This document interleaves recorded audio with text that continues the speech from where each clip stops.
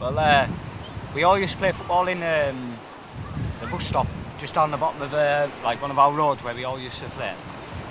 And then the police always used to ush us like away sort of thing. We like, lost plenty of balls. Yeah, lost plenty of balls as well. But it was like causing nuisance from there, so like we said, oh, you know, can't we get some goals put up or something like that so we can go play?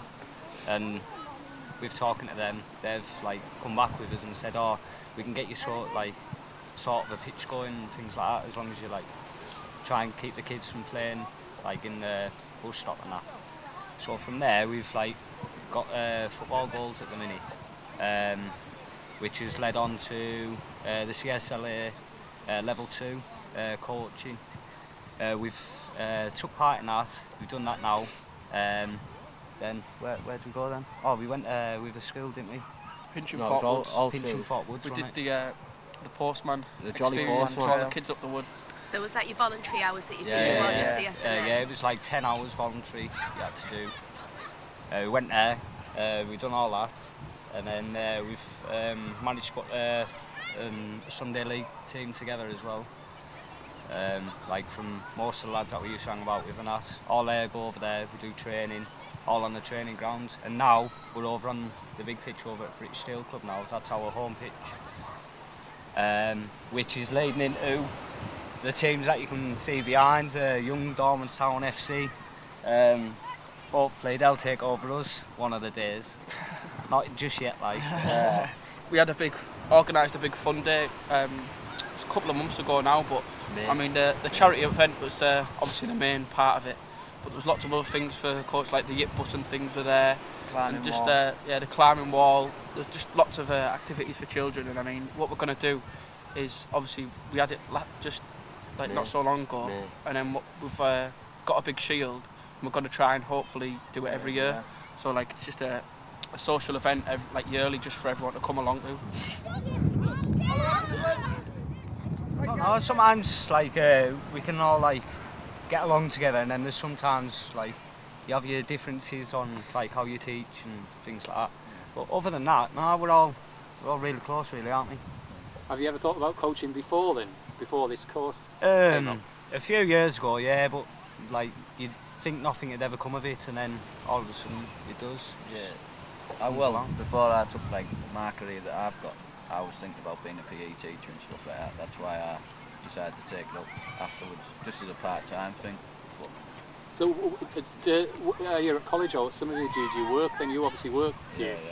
I'm an apprentice. Unemployed at the minute, like. I'm at college. Yeah. Right. I work all over the country, electrician. Unemployed at the minute. Right. So we've all got like different working backgrounds. But And would some of you now think about trying to make a bit of a career out of coaching then? Yeah. We're going on to our level 1 National governing body. Yeah, national governing body. That's the one. Which starts in January.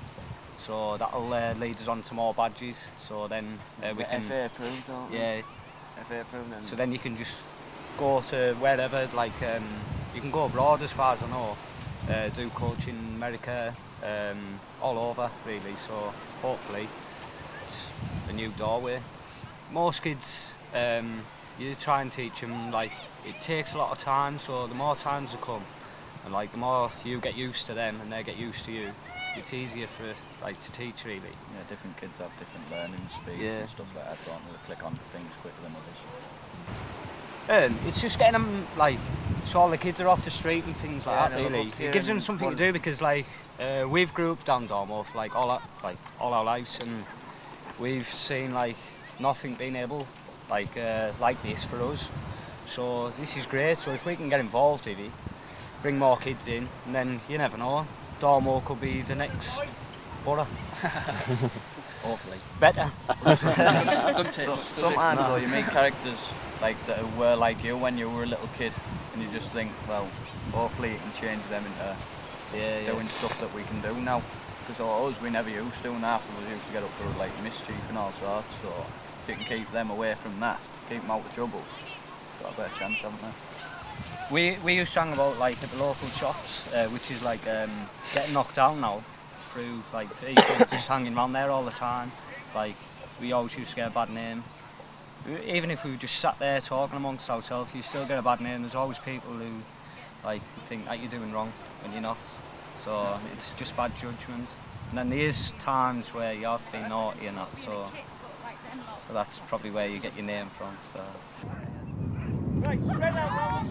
In the recruiting to coaching, that actually spanned from a larger project of working with them initially for goalposts.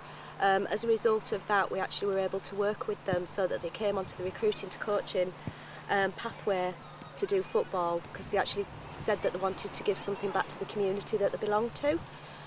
They also identified that they wanted football to be their national governing body qualification that they would do after the recruiting to coaching. It's actually spanned on into larger work for them because they've been involved with the school sports partnership where they did the voluntary hours, and then now that they're working with the younger team of Dormo FC, and they're able to support the coaching of the coaches that actually take the younger group.